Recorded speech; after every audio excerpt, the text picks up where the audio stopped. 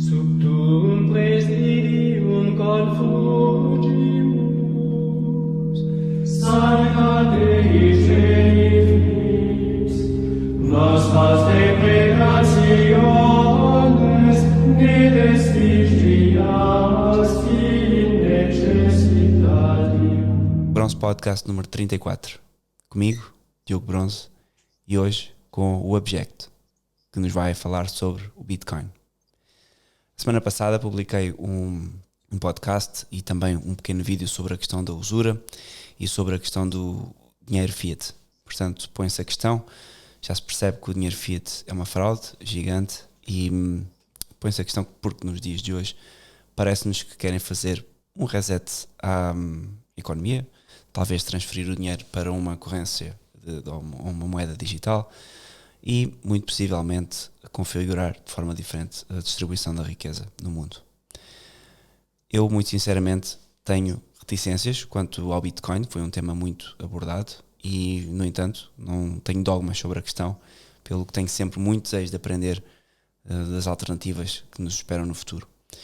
E o Objeto foi uma pessoa que comentou no vídeo e tem seguido o podcast ao longo dos meses e pareceu-me que era útil perceber a opinião dele sobre o Bitcoin e não só, também sobre estas questões financeiras e económicas que nos rodeiam. Portanto, Abjeto, bem-vindo e gostava que só desse uma ligeira introdução ao que já estudaste sobre o Bitcoin e o que é que nos podes dizer sobre este tema, mas para já, porque é que comentaste o vídeo, porque é que te interessa esta questão financeira e o que é que tu já, e pronto, demonstra um pouco aquilo que te levou a comentar da maneira que comentaste o vídeo sobre o dinheiro fiat. Bem, antes de mais, obrigado por estar aqui, né? Agradeço o convite e acho que, como mencionaste, é na verdade, deve-se mencionar aquilo que aconteceu no último vídeo sobre a usura e todo o debate que se enrolou lá na lista dos comentários. Vai ser uma coisa cada vez mais frequente nos dias que aí vêm, porque à medida que começam a surgir notícias outra vez, tal como surgiram em 2017, de Bitcoin isto, Bitcoin aquilo, e todos nós sabemos que os especialistas, entre aspas, que surgem nos mídias, nem sempre são os especialistas que nós estamos à espera de ouvir. Então é preciso que na comunidade, em todas as comunidades, seja ela o que for, haja um diálogo aberto, sem qualquer tipo de confusão, e que estejamos todos a contribuir para que se chegue a algum lado. Exatamente. Sim, depois a verdade é que nos comentários depois a malta já estava à guerra uns com os outros. Era a malta a favor do Bitcoin. Sim, mas não há problema. Exato, faz parte. Quem é que eu sou? Eu estava por volta, a seguir às eleições de 2016, eu sou um jovem adulto, estava a estar ao secundário, e a seguir às eleições de 2016 na América, dentro do meu grupo de amigos começou-se a debater política e criou-se ali um murmurzinho sobre estudar e mandar os seus palpites, cada um mandava o seu palpite. Isso suscitou dentro de mim alguma curiosidade e fez com que eu seguisse ou tentasse procurar um pouco da verdade à volta disto tudo. Foi nesse caminho que descobri, cerca de um ano depois, em 2017, 2018, a economia. Notei que havia em mim alguma curiosidade e fui procurar conteúdos. Existe muito conteúdo disperso pela internet, mas atenção, há que ter cuidado na seleção do conteúdo. Claro. Tanto podemos apanhar coisas que são realmente verdadeiras, como o que eles chamam de fake news, né? Mas, ao fim e ao cabo, acho que me parei com o conteúdo certo. Acabei por encontrar a Escola Austríaca de Economia. É uma vertente de economia, uma forma de pensar que diverge do pensamento económico vigente, dado nas faculdades e dado nos mídias. Pronto, é verdade, não posso dizer que não. Neste momento não é mainstream, é uma forma de pensar que outrora, na altura, se formos falar antes da Primeira Guerra Mundial, era uma forma de pensamento mainstream. Hoje em dia já não é. Hoje em dia a forma de pensar, digamos assim, dada nas faculdades, acaba por ser o keynesianismo, comandado por John Maynard Keynes. Também se fala muito na Escola de Chicago, de Milton Friedman, mas o que interessa cada vez mais é que todas essas teorias, apesar de terem tido sequer algum contributo, mas nota-se cada vez mais que a escola austríaca é que estava certa e eu vou tentar explicar aqui, não só trazendo como exemplo o Bitcoin, mas tudo aquilo que se tem passado. Pá, e de certa forma explicar-vos o porquê disto estar a acontecer, né? Que acho que o Bronze, o Diogo já tem de certa forma mencionado nos últimos podcasts em relação à economia, que há alguma coisa que não está certo, mas que isto não é de todo sempre, nem sempre foi assim, as coisas já foram diferentes. Então vamos lá perceber o que é que qual é que era o que é que nos diz a escola austríaca e o que é que te levou a optar por essa vertente e não pelas outras, porque claramente as pessoas estão a perceber que algo não está certo na economia, claramente estamos a perceber que cada vez mais há uma transferência de riqueza do povo e das pessoas comuns para uma elite, e por elite nós estamos a falar de uma elite sequer já nacional, já é uma elite transnacional e reduzida a um punhado de pessoas. E então explica-me essa escola austríaca e vamos começar por aí. A escola austríaca tem como bases conhecimentos já muito antigos. Aliás, eu posso atrever-me a dizer que começou com São Tomás de Aquino, já faz muito tempo, mas que teve os seus primeiros contributos mesmo a sério na Universidade de Salamanca, aqui ao lado na Espanha, na época medieval, creio eu. E que ao longo dos tempos foi tendo alguns mais contribuintes, chamado austríaco, mas Frederico Bastiat pode ser um outro contribuinte. Falamos o contribuinte máximo já de ser o Friedrich Hayek, que recebeu um prémio Nobel da Economia, se não me engano, em 80, mas que nos últimos anos tem ganho muito apoio. E foca-se muito no individualismo metodológico. Eu sei que a palavra individualismo pode afugentar algumas pessoas, mas é uma visão aristotélica de que de certa forma, na procura pela sua felicidade, e isto é pronto, as pessoas têm que parte disso, o individualismo metodológico, tudo aquilo que acontece e tudo aquilo que aparece é resultado das opções e escolhas que cada indivíduo faz na sua vida, ao contrário da visão platónica, digamos assim, que ofusca o indivíduo no meio do coletivo e de certa forma apaga-o do centro da imagem. Porque Platão, se eu não me engano, e se eu estiver errado alguém que me corrija, mas Platão, se não me engano, acho que teria chegado de alguma forma a uma conclusão de que o indivíduo sozinho, digamos assim, sozinho, entre aspas, não conseguiria trazer avanços para a sociedade, nem avanços económicos, nem sociais.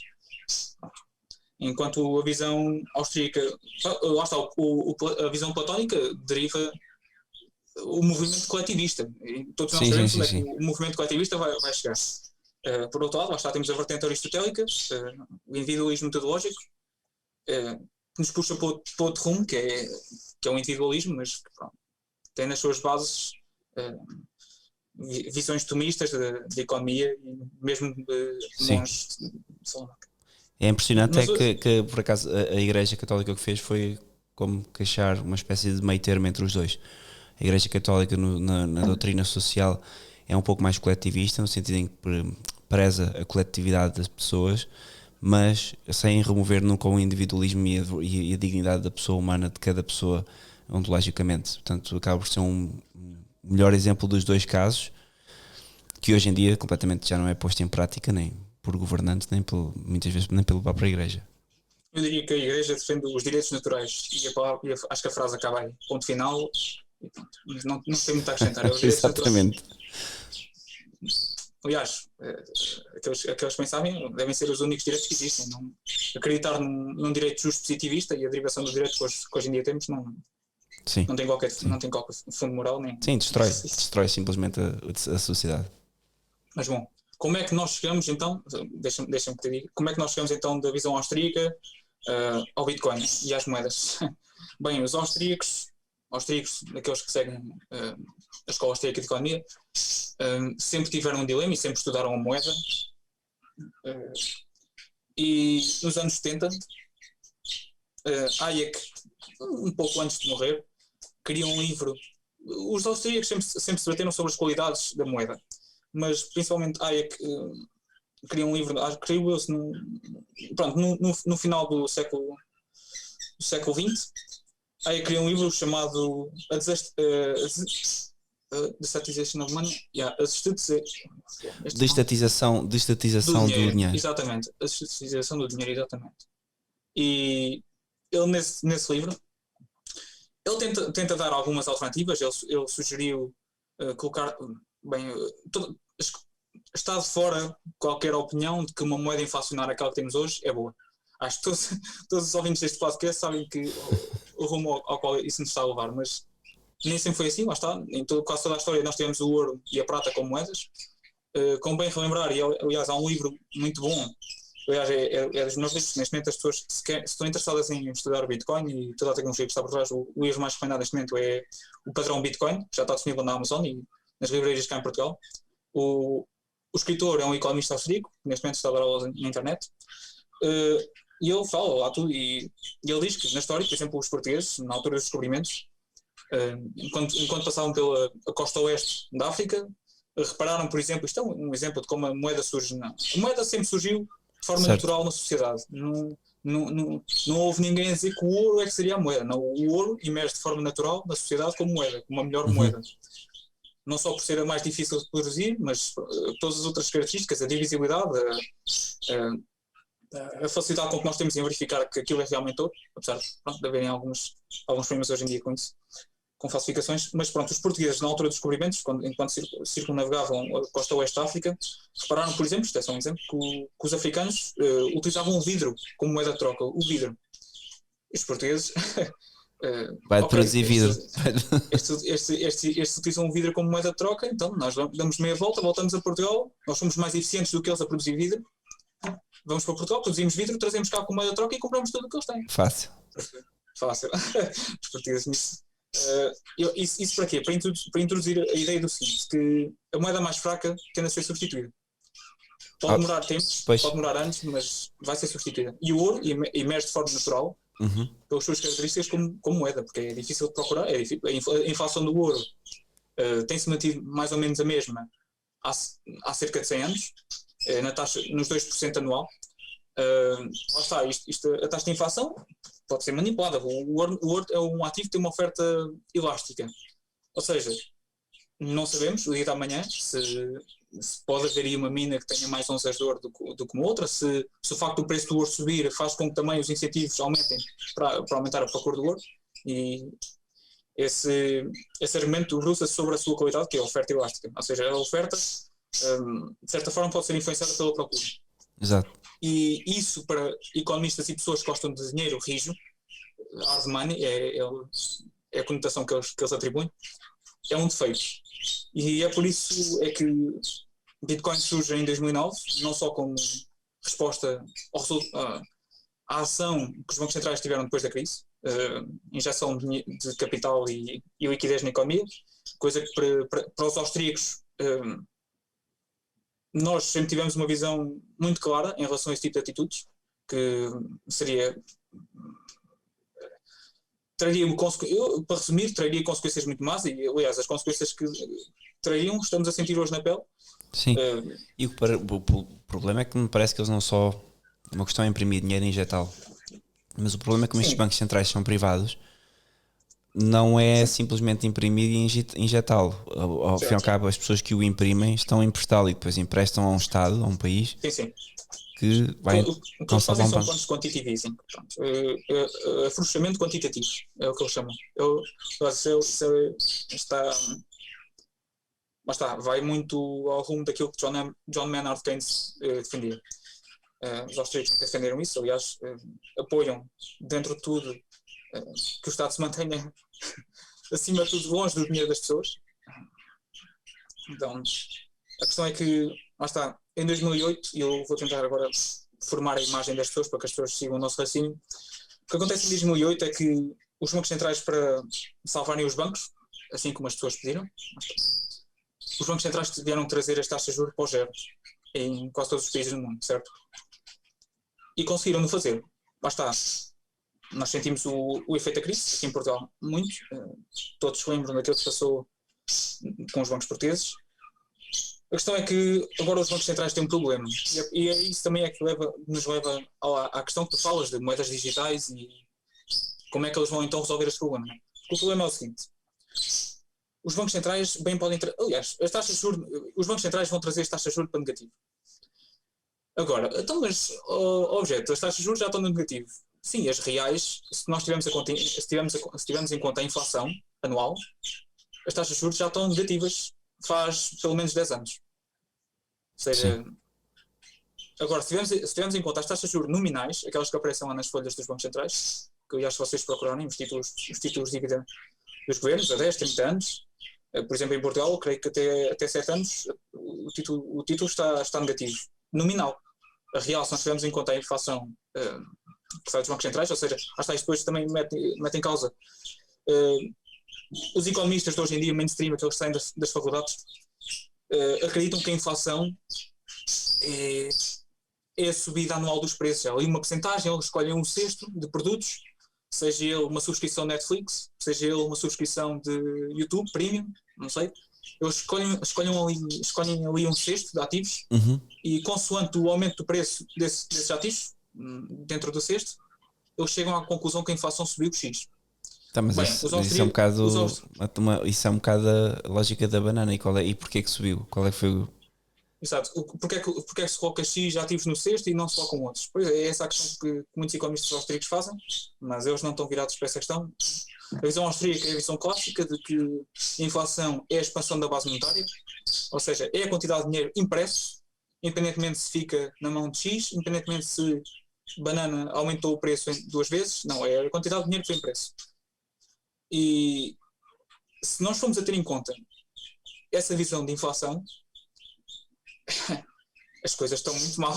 Claro, exatamente, estamos todos a perder dinheiro há muito tempo. Muito mal. Principalmente este ano, em março aquilo que se passou. Bem, eu já em 2019 eu vinha falando, pronto, comentando com pessoas que, de certa forma, haveria um evento em 2020 que aumentaria inflacionaria os preços, ou seja, ou provocaria uma transferência de riqueza. Transferência de riqueza, exatamente. Aumentaria e haveria uma transferência de riqueza dentro da sociedade. O que aconteceu? Em 2020, em março, os bancos centrais, pronto, com a crise de liquidez que ocorreu nos mercados e assim, os bancos centrais depararam-se com um problema, foi. Eles não conseguem baixar mais as taxas de juros sem que acabem também com a velocidade do dinheiro. O que é isto da velocidade do dinheiro? A velocidade do dinheiro é uma métrica para os economistas, uma métrica quantitativa, que analisa o quanto dinheiro se movimenta dentro da sociedade. E o que é que nós reparámos? Isto para concluir o quê? Nós reparámos que em março deste ano, 2020, houve muito dinheiro impresso, só que o dinheiro não se mexeu, não veio para a classe média, digamos assim. Ficou preso lá em cima nas grandes classes. E este é o problema deles. E é por isso é que talvez até ao final deste ano ou do ano que vem nós iremos ver, se calhar, moedas digitais. Porque é de certa forma uma solução para o governo distribuir o dinheiro diretamente para as pessoas, resolver este problema. Porque se nós olharmos para o... Já percebi, porque o que eles querem, eles já estavam ainda hoje ou ontem, vi uns artigos sobre a União Europeia que está a fazer uma sondagem aos eleitores. Claro que nunca ninguém sabe dessas coisas, não é? É tudo o Parlamento Europeu que vai fazendo, e eles estavam a sondar as pessoas precisamente sobre isso, sobre a questão de ter ou não ter moeda digital, um euro digital. Eles nem sequer falam em Bitcoin ou nada. O euro digital resolve esse problema. Okay? Eles, com o euro digital, conseguem trazer os juros para o negativo e implementar de forma correta. De forma correta, como eles dizem. Porque sem moeda digital, com uma aplicação em cada telemóvel de cada pessoa, não é possível implementar tal. Pois, mas qual é que será o objetivo deles? Será que eles estão interessados em fazer essa distribuição de riqueza, ou pelo contrário, o que eles querem é, pela distribuição de riqueza, tornar as pessoas totalmente dependentes do Estado? Porque depois isto, o que é que vai à frente do quê? Porque me parece que há aqui ideologia que vem antes desta questão financeira. Bem, o que eles querem é implementar uma política monetária para cada um dos indivíduos. Aquilo que já acontece, por exemplo, na China, que é o sistema de crédito social, é muito fácil de implementar com uma moeda digital. É muito fácil. Nós já saberíamos que, por exemplo, na América já estão a acontecer aqueles cheques que caem de $1.800, que estima-se agora que vão ser de 2.000, não sabe, mas uma coisa louca. Se isso alguma vez chegar à União Europeia e à Europa, Nós veremos, se calhar, eu não sei como é que os bancos pretendem fazer isto, mas provavelmente nós faremos o download de uma aplicação do Banco Central Europeu, do BCE. Olha, Diogo, tens aqui os teus 600 euros ao final do mês e faz o que bem entendes com eles. E, Pois, que é tal questão do eu não tenho que trabalhar, eu não tenho que fazer nada sim. e não preciso comprar nada porque basicamente recebo o dinheiro, cai-me na conta. Agora tenho é que tomar uma vacina ou tenho que tomar sei lá o quê. Bah, quem diz vacina diz tudo, diz tenho que descontar X% para, tenho que reciclar X%, tenho que. Bom, qualquer exigência estatal. Sim, o facto, o que tu mencionas é o que eles falam de política monetária para cada indivíduo. Porque lá está, a partir do momento em que nós temos um sistema eletrónico informático onde tu consegues depositar o dinheiro diretamente na conta do indivíduo sem passar por bancos comerciais, ou seja, aliás, para quem ainda não reparou, para quem está a desligar do mundo, todos os bancos comerciais, sejam eles da América ou sejam eles da Europa, estão falidos. Todos os bancos comerciais. Santander, Novo Banco, todos. Não, são poucos os bancos que neste momento estão a ter lucro, os comerciais. Ok, então eles são o quê? São fachadas de dinheiro de outras pessoas? Têm que viver à custa dos bancos centrais e Claro. recebem injeções de liquidez anuais. E é o que em Portugal discutiu-se a injeção de liquidez no novo banco. E, enfim, mas isso é um exemplo do que está passando no mundo. Os bancos comerciais não conseguem fazer lucro com estas políticas porque eles vivem do spread das taxas de juros e neste momento não conseguem. A questão é que nós estamos a ver também outra tendência, que é as empresas no ramo das criptomoedas. Eu não gosto de falar de criptomoedas porque eu só acredito numa, que é o Bitcoin, mas as empresas que trabalham à volta deste ramo estão a virar os novos bancos. Porque estas conseguem ter lucro. Eu sei que, pronto, o que é uma forma de medir se tu estás a ter sucesso ou não naquilo que estás a fazer, certo? Exatamente. E estas empresas, posso mencionar aqui algumas, como a Kraken, a Coinbase, a Binance, três das grandes corretoras neste momento no mundo das criptomoedas, estão a ter bons lucros, ou seja, o mercado está a sinalizar que existe procura pelos serviços que eles estão a prestar. E quiçá, por exemplo, na América, a Kraken, que é uma corretora que eu acabei de mencionar, já tem legislação bancária, acho que não é o termo correto para associar, mas já é considerado um banco na América. A Coinbase, que é a corretora mais famosa no mundo, vai agora virar uma empresa pública, ou seja, é provável que vá ao mercado de ações ainda este ano, portanto, pelo menos é isso que espera dentro do mercado.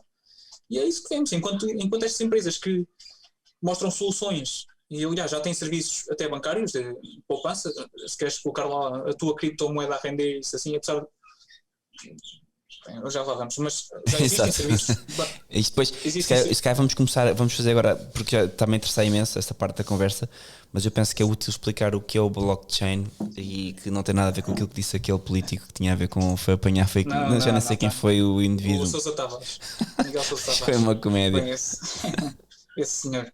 Bem, a blockchain, nada mais. Aliás, blockchain, para começar, não foi o termo inicialmente utilizado pelo Satoshi Nakamoto. Satoshi Nakamoto, para quem não sabe, diz que é o criador, e aliás está no white paper, que é o documento oficial do Bitcoin, está lá. Satoshi Nakamoto é o autor do documento oficial. Não se sabe ao certo quem é, existem suspeitas, existem 3 indivíduos que são, dentro de muitos, e dentro de alguns scammers, tal como posso já aqui mencionar o Craig Wright e o Roger Ver, se alguma vez encontrarem artigos com esses nomes, mantenham-se afastados. Mas isto para dizer o quê? O Satoshi Nakamoto resolve o problema geral bizantino. Ele descobre uma forma de chegar a um consenso distribuído. O que é isto, um consenso distribuído? Só economicamente, certo? E nós estamos ou seja, quando estamos agora a falar disto, é um consenso distribuído de uma moeda. De um protocolo e de um conjunto de leis. Ok, então é direito, é jurídico, é um protocolo jurídico. Ele desenvolve. Ele arranja uma tecnologia, a blockchain, é uma forma de arranjar um consenso distribuído entre pessoas para se chegar a um acordo dentro de certas regras, que até à altura era impossível. Para quem pensa que o Bitcoin é um projeto novo, está enganado. O Bitcoin é um projeto que já circula nas mentes dos pensadores e engenheiros informáticos e economistas faz muito tempo, desde os anos 70.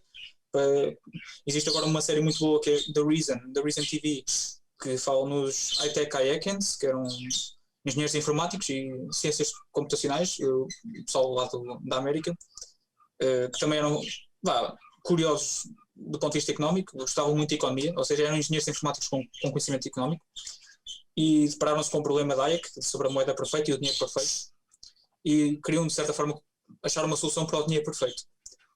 E, ou seja, este projeto do Bitcoin já é um projeto bem sido construído e teve várias falhas durante os tempos. O sucesso do Bitcoin não surge pelo acaso. Já há mais de 30 anos que trabalham num projeto assim. Posso falar que, se não me engano, existe, se não me engano, o Gold Money, que era um projeto nos anos 80, mas que falhava porque não se conseguia resolver o problema de, creio eu, que era gastar a mesma moeda duas vezes. Ou seja, há um conjunto de problemas que foi surgindo à medida que esta tecnologia se queria. E de forma brilhante, Satoshi Nakamoto em 2009, 2008, com o white paper, deixa lá escarafanchado a forma como corrigir este problema, e o problema corrige-se através do Proof of Work, que devem ter ouvido falar, a prova de trabalho. E a prova de trabalho é um algoritmo realizado que requer esforço energético, realizado pelos computadores, e o resultado dessa prova de trabalho é um bloco que contém, lá está, na blockchain do Bitcoin, contém cerca de 10 mil transações em cada bloco. O bloco, surge um bloco de 10 em 10 minutos, existe uma dificuldade do algoritmo para manter a oferta inelástica, para não fazer com que o aumento na oferta traga também um aumento na demanda, o aumento na demanda traga também um aumento na oferta do Bitcoin. Isso não pode acontecer, ao contrário do ouro. Esse é um dos problemas do ouro, como eu tinha mencionado há bocado. Então, existem 3 ou 4 funções dentro do código que são muito específicas, mas que em conjunto trabalham muito bem e produzem o resultado que nós estamos a ver hoje em dia. Se eu não me engano, o Bitcoin já vai precificar nos 40 mil dólares, se não me engano. Hoje é dia 8 de 1, exatamente, 40 mil dólares. E como é que funcionam estes 4 algoritmos? O algoritmo de ajuste de dificuldade, o algoritmo de prova de trabalho, Proof of Work, e também o algoritmo de oferta inelástica. Pronto. É assim, em 2009 o Satoshi Nakamoto minera o primeiro bloco. Em 2008, sim, ele minera o primeiro bloco. A primeira transação feita é feita para o Alfini, também era um engenheiro informático na América. Eu já dou outra conotação, eles chamam de computer scientist, mas não deixa de ser um engenheiro informático para nós portugueses. Exato. Ele manda a primeira transação, registra no primeiro bloco, está lá, e ele deixa nestes blocos que são criados na blockchain. Isto não são nenhum blocos para processar fake news, isto são blocos para registrar transações e somente transações. Ele deixa lá no primeiro bloco uma mensagem se eu não me engano, do Times, que mencionava os bailouts que estavam a ser feitos aos bancos, e deixou de certa forma clara a visão que ele tinha para o futuro da moeda. E o resto é história. Mais pessoas juntaram-se ao projeto. E aqui a questão é: porque é que eles criaram isto e porque é que eles sabiam que isto podia ser uma moeda? Ou seja, isto acaba por ser um produto que alguém cria e que apresenta ao mundo e diz: eu consigo garantir que com esta moeda há maior equidade e justiça financeira, económica, é isso? Sim, porque lá está o protocolo que eu já mencionei, o número de bitcoins que já alguma vez vai existir no mundo são 21 milhões. O ajuste de dificuldade, o algoritmo de mineração, todo esse conjunto de regras, lá está, que todos aqueles que contribuem para a rede fazem questão que seja mantido, essas regras não podem ser alteradas. E isso é muito importante, porque há quem diga que, e fala-se, existem certa... O Bitcoin é uma tecnologia que ataca o Estado, mas com a defesa aberta.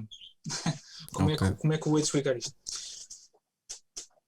Hoje já pouco se pode fazer em relação ao Bitcoin. Se eu fosse o Estado português, ou se fosse o Estado ou a ONU, ou quem quer que seja que pense em mandar aquilo abaixo, ou eventualmente a China ou a América, hoje se calhar já é tarde para o fazerem.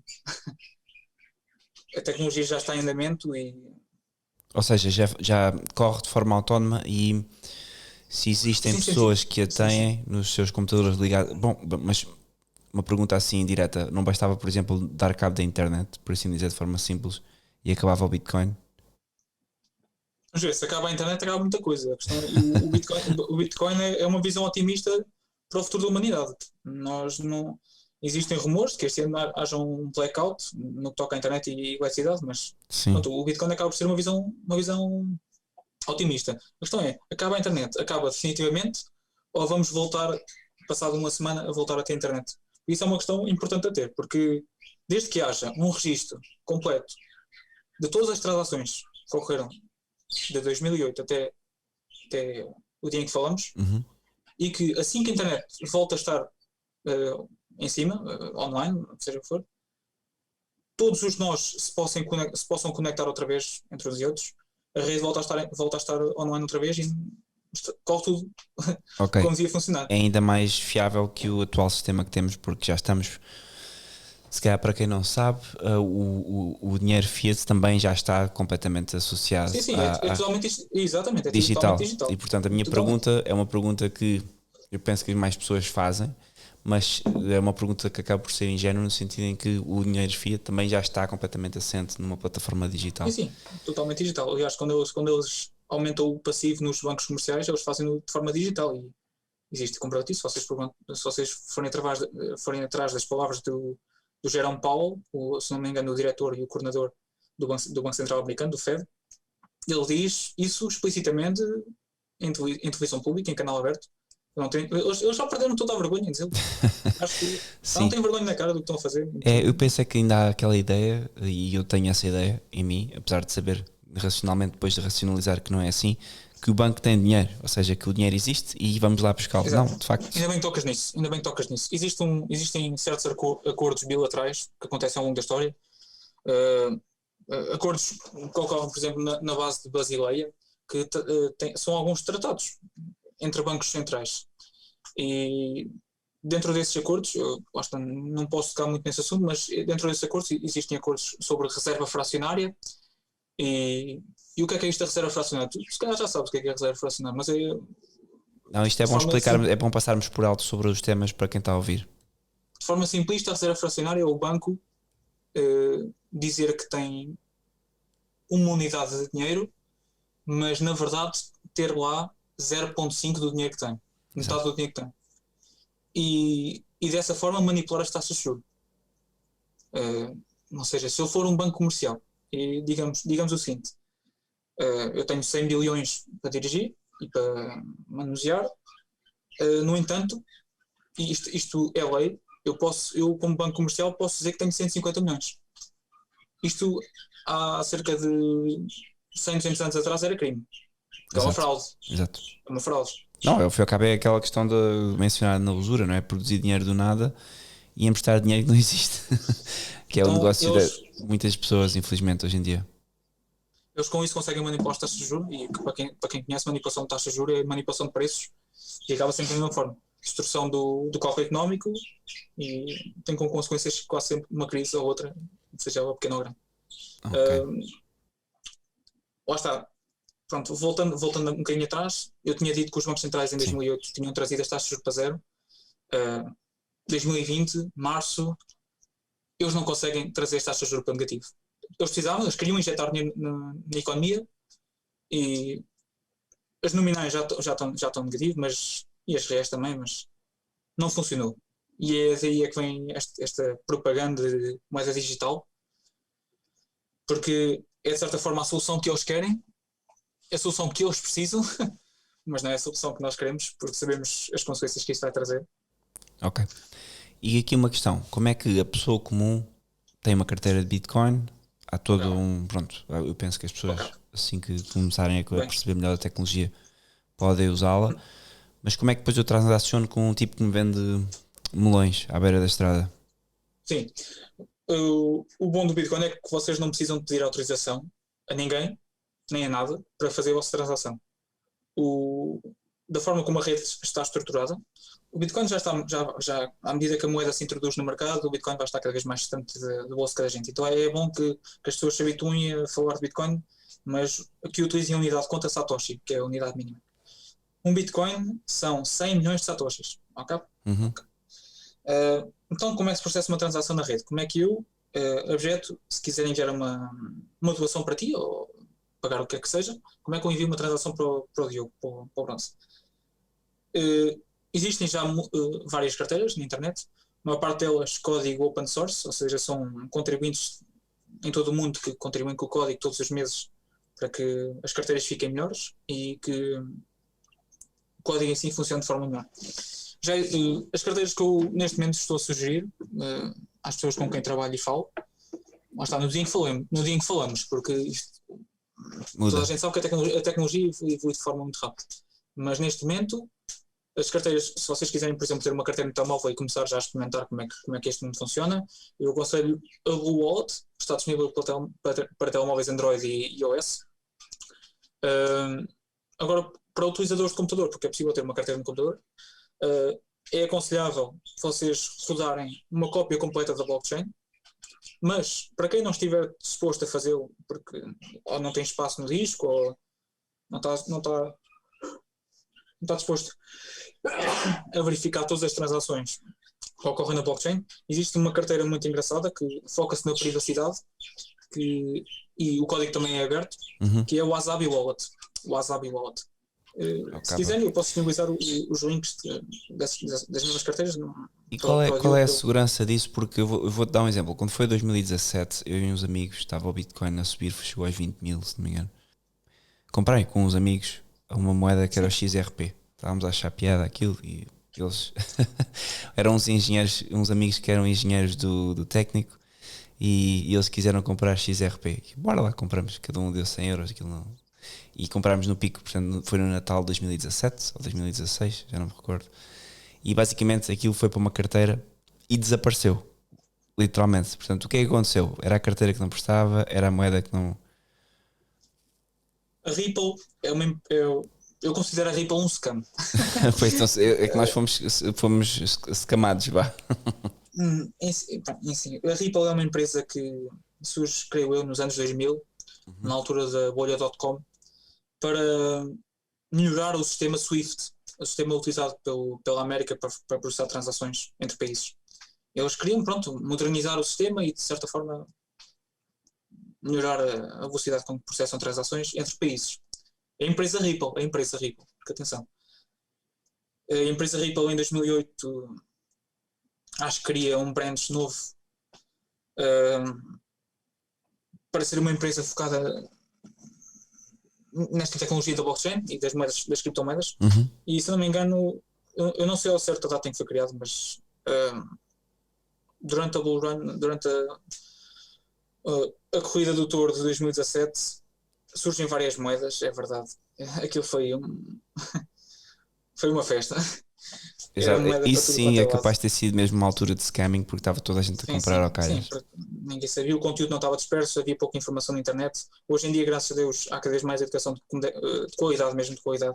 Eu posso sugerir alguns canais, por exemplo, em português Brasil, porque em Portugal tenho pena do conteúdo que há, que é pouco, porque acho que as pessoas também têm medo de falar e afins. Mas porquê? Porquê esse medo em Portugal de falar sobre Bitcoin? Ou acho que é mais acho que os portugueses são muito fechados. Ou é mais desconhecimento? Eu associo mais a desconhecimento, pelo menos a minha parte. No Brasil existe um canal muito bom que eu aconselho, que é o canal Bitcoinheiros. É um canal que eles prezam pela sua confiança e não vão apanhar o ASCAM nenhum, e eles não falam em preços, estão pura e simplesmente a falar da tecnologia. Está claro que há certas alturas em que eles se emocionam quando vem o preço a subir, mas é um canal 100% de tecnologia, onde vocês não vão ser enganados de certa forma, porque eles prezam muito pelo estatuto que eles estão a tentar construir à volta daquilo. Porque tanto no Brasil como em Portugal há muita ideia de que isto é um scam e esquemas de pirâmide e todas as fraudes que ocorreram nos últimos anos. É verdade, não vou dizer que isso não aconteceu, porque é verdade, aconteceu, mas o Bitcoin em si nunca foi hackeado, nunca foi alterado. Então, o protocolo principal.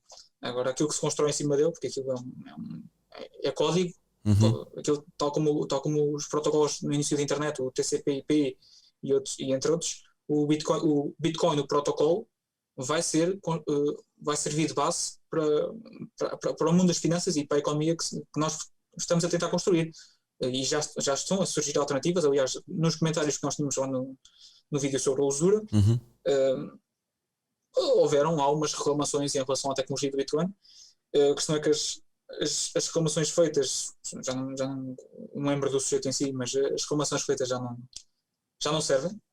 E Já foram corrigidas, por assim dizer. nunca foram um defeito. O Bitcoin, tu sabes que uma tecnologia está boa quando não tens nada para acrescentar. E o Bitcoin no protocolo em si está bom como está, não precisa de mais alterações. Agora só precisamos construir em cima dele ferramentas Sim. para os comerciantes, pessoas como tu, pessoas do mundo não tão geek, poderem utilizar aquilo sem que se percebam que estão a utilizar aquilo, porque esse é de certa forma o futuro. Eu acredito na altura em que falamos, o Bitcoin em si, o protocolo, ainda é uma coisa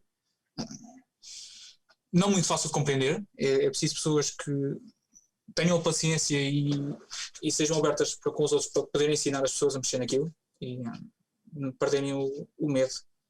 Carteiras, já me tinha mencionado pelo Wallet, Wasabi, bem. Isto carteiras ao fim e ao cabo são não são bancos, mas podemos imaginá-los como plataformas onde podemos transformar os nossos euros, dólares, o que for, em Bitcoin, é isso? E guardar lá. Eu não sugiro que comprem Bitcoin nas carteiras. Das duas, uma. Se vocês conhecem alguém que tem Bitcoin e uma pessoa em que vocês confiam, eu sugiro que vocês comprem essa pessoa pela primeira vez.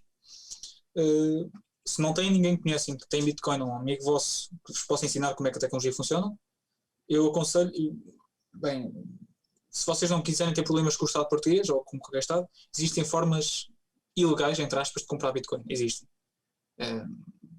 Mas tendo em conta o que é legal para o Estado ou não, podemos divagar por aí. Vocês podem comprar Bitcoin a quem quiserem, desde que essa pessoa tenha Bitcoin para vos oferecer, certo?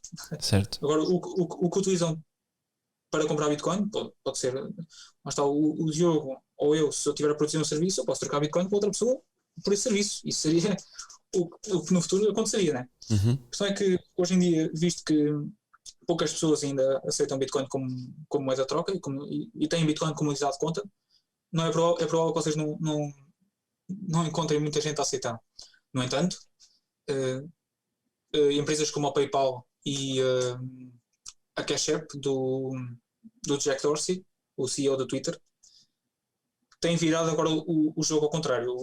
Neste momento o xadrez está virado contra empresas como o Facebook e Google e Apple, porque a pressão agora está nos ombros deles para adotarem a tecnologia. Isto porquê? Bem, a teoria dos jogos do Bitcoin funciona da seguinte forma. À medida que o número de utilizadores aumenta também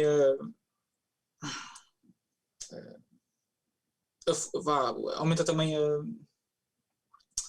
o desejo para que outros adotem. Claro, mas isso é em qualquer coisa. Certo, mas o efeito de renda aqui é muito importante.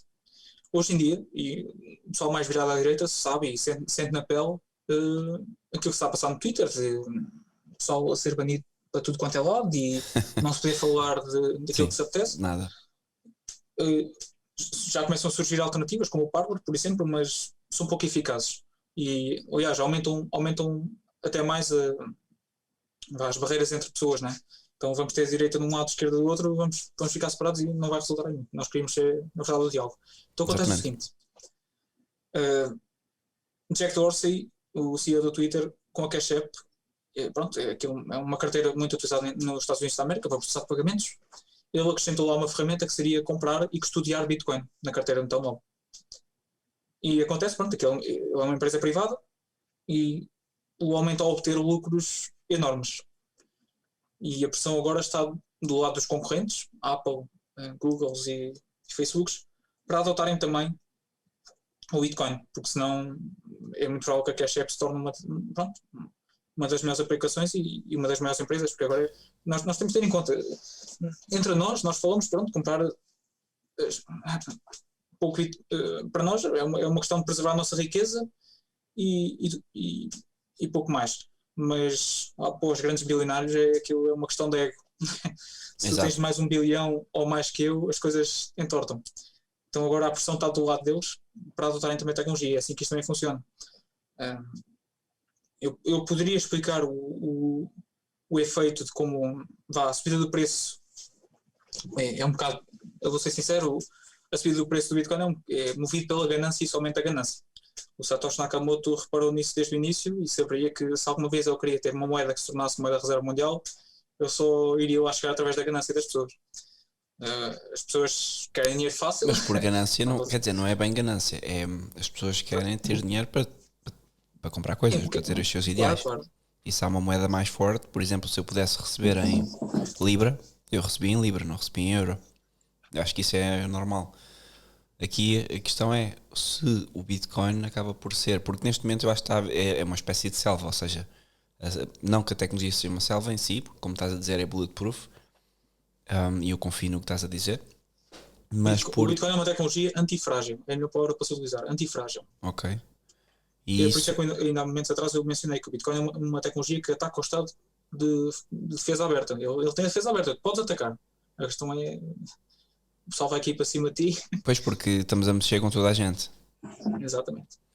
Aqui a questão é essa, como estamos ainda numa fase de ajuste, deve haver muitas pessoas que pagam, por exemplo, em Bitcoin porque compraram na altura certa e enriqueceram de uma forma absurda, não é? Se formos a fazer transposição para dólar ou euro. E por isso é que se calhar essa pessoa que estás a dizer, esse Jack Dorsey do Twitter, está a ganhar dinheiro, ou por isso é que as transações ocorrem, porque há muita gente com muito Bitcoin e acaba por ter aqui uma nova riqueza e isso então passam a aceitar, acaba por ser uma nova corrida ao ouro, ou não? Sim, vai haver uma nova corrida ao ouro, não só nas pessoas, mas também dos Estados. Já estamos a ver, por exemplo, a Venezuela já tem um departamento do ramo do exército que somente se dedica a minerar Bitcoin. O Irão, Okay. para fugir às taxas dos Estados Unidos da América e por terem sido, de certa forma, bloqueados de utilizar o sistema SWIFT, eles começaram a aceitar importações pagas em Bitcoin. Ou seja, nós estamos a ver a China, que é um país que muita gente fala de, pronto, a China controla o poder de mineração de Bitcoin. Não posso dizer que isso é verdade, da forma como é dita. Eles têm muito poder computacional de volta deles, mas isso não é uma ameaça. A China também incentiva e subsidia a mineração de Bitcoin. Isso sim é verdade. Eles subsidiam. Eles querem que os mineradores, as pessoas que mineram Bitcoin, vão para lá, trabalhem lá, criem trabalhos lá. Eles estão a estimular esse ramo da economia lá, de forma muito agressiva mesmo. E será por isso que algumas pessoas preferem o Proof of Stake em vez do Proof of Work? Ou isso é outra questão? Eu gostava de perceber a diferença, porque pareceu-me que o Proof of Stake era mais dirigido à pessoa comum, que não tem capacidade de mineração, e o Proof of Work é mais dirigido às grandes empresas. Toda a gente, desde o início, toda a gente sabia que o Proof of Work, mais tarde ou mais cedo, ficaria fora das mãos do pequeno indivíduo. O problema não é o Proof of Work, mas sim aquilo que aconteceu nos últimos anos. As pessoas podem correr um nó completo do Bitcoin e verificar as transações e ter o mesmo trabalho, gastar menos energia que aqueles computadores que estão a minerar têm. Esta lenga-lenga à volta do Bitcoin gasta muita energia, não tem ponta para onde se lhe pega, porque esta energia toda gasta serve para uma única coisa, que é manter a rede segura, fazer com que não haja, prevenir as pessoas de qualquer ataque. Certo. Não, mas isso eu compreendo. Esses argumentos, por acaso, eu não é por aí, não é mais por isso do indivíduo comum não conseguir minerar como consegue minerar uma empresa, mas aqui aplica-se o mesmo ao ouro, quer dizer, o indivíduo comum não consegue minerar ouro, enquanto que se nós falarmos com um barão qualquer da África, onde tem uma mina cheia de pessoas a trabalhar em condições desumanas, também vai obter mais ouro do que qualquer pessoa na Europa ou em qualquer outro lado. Portanto, esta questão da distribuição não é o que me afeta, é mais o protocolo Proof of Stake, Proof of Work muda completamente o jogo, ou não? Não. Proof of Stake é o que nós chamamos de socialismo dentro das blockchains. Ok. Então isso eu gostava de perceber. Bem, convém lembrar que a moeda que toda a gente menciona quando se fala em Proof of Stake geralmente é a moeda Ethereum. O fundador, o Vitalik, era um cypherpunk que andava no mundo das criptomoedas, lá em 2012, 2010, e pronto, ele tenta arranjar uma alternativa ao Proof of Work, é verdade, e cria lá a moeda dele, mas convém salientar que o Ethereum em si, através de um hard fork, ou através, já me lembro se através de um soft fork ou de um hard fork, mas muda o protocolo e vai mudar. Agora com o Ethereum 2.0 eles vão mudar para Proof of Stake, mas o que é que muda? Bem, pouco muda, porque o objetivo deles era descentralizar a mineração e dar poder ao utilizador final, mais poder do que tinha anteriormente. Não o vão conseguir fazer. Para quem não sabe, o Ethereum é um token com a sigla ETH e consiste numa tecnologia que há cerca de 2 anos atrás competia diretamente com o Bitcoin por poder computacional, porque o Vitalik conseguiu de certa forma arranjar forma de meter na cabeça das pessoas que aquilo iria competir diretamente com o Bitcoin, através como método de pagamento e como moeda corrente. Enganou-se, falhou, essa narrativa falhou.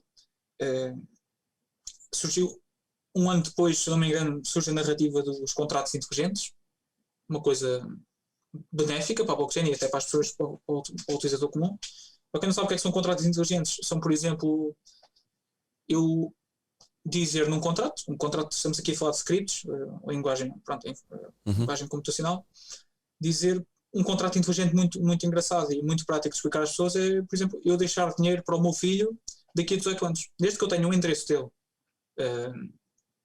que eu tenha certeza absoluta que o endereço dele não vai mudar e ele vai continuar a utilizar aquele endereço, eu consigo, através da blockchain, que a blockchain o que registra são blocos e cada bloco é processado de 10 em 10 minutos, pelo menos na blockchain do Bitcoin. Na blockchain e é impossível Bitcoin, alterar, e é impossível mexer no script e no código. Isso é impossível de alterar. O script em si, pronto, eu posso fazer uma conta simples, para quem não sabe, um bloco é registrado 10 em 10 minutos, faço a estimativa de 18 anos em blocos de 10 minutos, daria um certo número de blocos, então eu posso deixar lá escrito no script, para o pessoal que está dentro da tecnologia é chamado de um contrato inteligente, eu posso deixar lá que pretendo transferir X bitcoins do meu endereço para o endereço tal, ao fim daquele número de blocos passar. Ou seja, eu dizer assim, filho, olha, mantém este é o teu endereço, daqui a 18 anos a minha quantia vai ser transferida para ti. Ou seja, toda aquela burocracia, e aliás, a tecnologia do Bitcoin e a blockchain em si vai desregulamentar e desburocratizar todo o mercado financeiro, toda a burocracia à volta e papelada que nós temos que preencher, quer doações, quer heranças, essas coisas mais fáceis de resolver, isso é tudo muito fácil de resolver através do Bitcoin. E o Ethereum, pronto, com a sua propaganda, e eles investem muito na propaganda, em 2018, se não me engano, seguem para a frente com essa narrativa dos contratos inteligentes, dos smart contracts. Mais uma vez falham. Hoje em dia, a narrativa que está em voga é DeFi, Decentralized Finances, e mais uma vez há pessoas a caírem esquemas e scams no mercado, mas enfim, não há muito a fazer, cada um faz o que vai entender com o seu dinheiro. Eu digo isto e tenho muita convicção no que digo, que é o Bitcoin em si, tenho a certeza que as pessoas não vão... Bitcoin BTC é a sigla utilizada. Não vai haver aquilo que aconteceu, isto está acontecendo este ano e vai continuar a acontecer ao longo deste ano, porque as pessoas estão a entrar agora no mercado, visto que o preço está a subir e as pessoas querem ganhar dinheiro, é ganância. Pois, agora não vai, se calhar não é boa altura para começar a comprar, não é?